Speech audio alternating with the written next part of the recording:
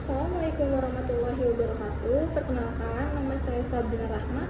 Saya dari Prodi Pendidikan Ekonomi Universitas Pancasakti. NIM saya 1872050063. Di sini saya mau mengerjakan tugas saya dari matkul media pembelajaran ya teman-teman dengan dosen Bapak Supriyadi. Oke teman-teman, kita simak video selanjutnya ya. Oke teman-teman, di sini saya mau menjelaskan gambar uang giro ya teman-teman. Di sini ada giro pos, yaitu di sini ada cek, dan di sini ada wesel pos, di sini ada surat berharga, dan di sini yang terakhir ada kartu mandiri ya teman-teman. Di sini yang pertama saya mau menjelaskan tentang apa sih yang disebut dengan giro pos. Giro pos itu giro pos adalah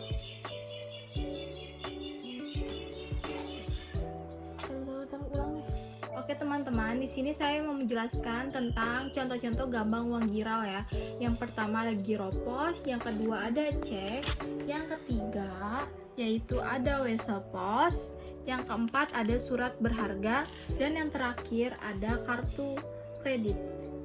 Kartu debit yaitu kartu mandiri ya teman-teman. Oke, di sini yang pertama saya mau menjelaskan tentang cek. Cek itu apa sih?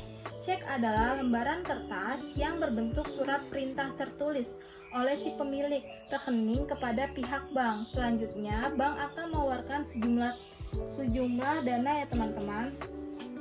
Nah, dan yang kedua di sini ada giro pos. Giro itu apa sih teman-teman? Giro adalah dana yang disimpan di bank umum. Di bank umum, dana ini bisa diambil kapan saja, namun berbeda dengan uang kartal ya teman-teman, yang bisa ditarik tunai begitu saja. Pencairan giro harus menuliskan nominal menggunakan cek, biliet giro, surat pencairan giro, surat berharga, atau pemindah bukan. Oke, di sini ada perbedaannya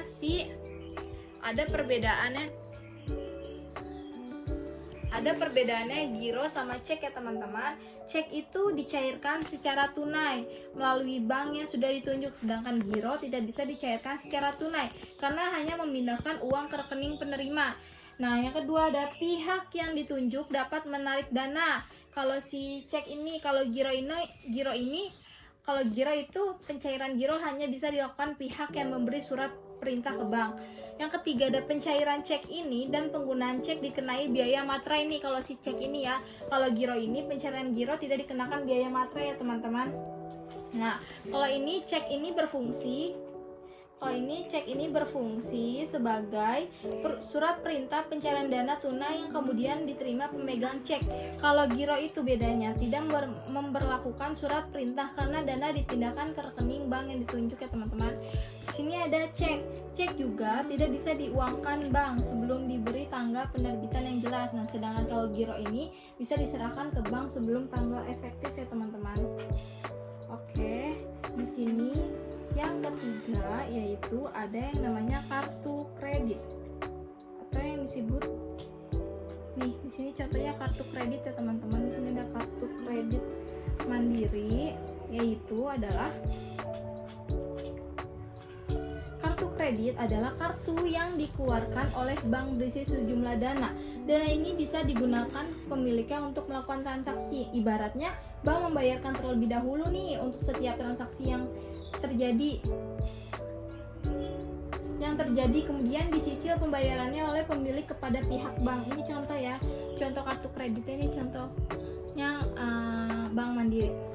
Oke, di sini selanjutnya ada wesel pos.